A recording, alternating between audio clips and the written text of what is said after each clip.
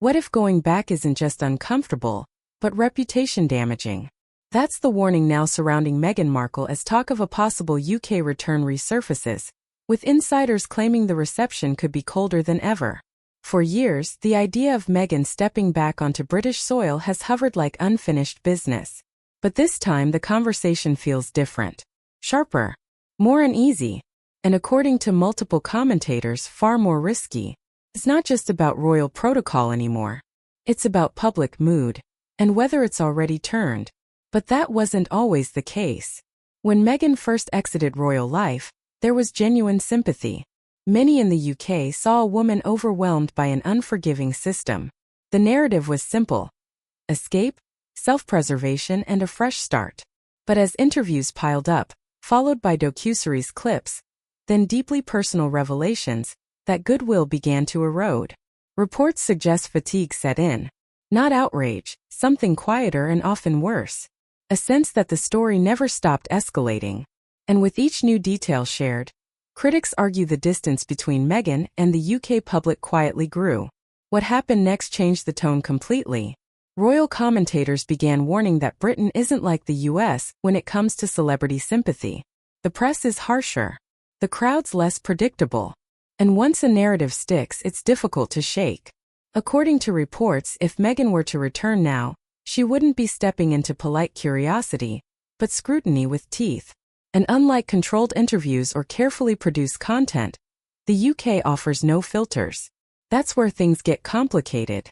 It's been said that tensions behind palace walls remain unresolved. Trust, once broken, doesn't magically reset.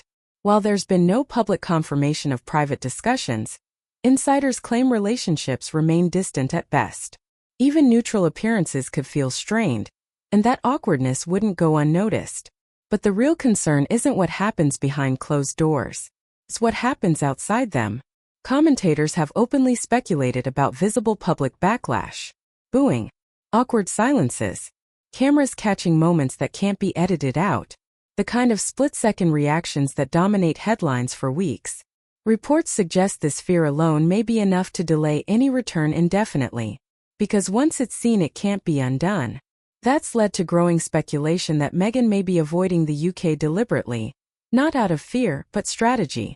Controlled environments mean controlled optics, and Britain by nature refuses to play along. It's been said that any visit would require guarantees that simply don't exist. Still, the pressure hasn't disappeared. Every major royal moment reignites the question. Every family development pulls the spotlight back.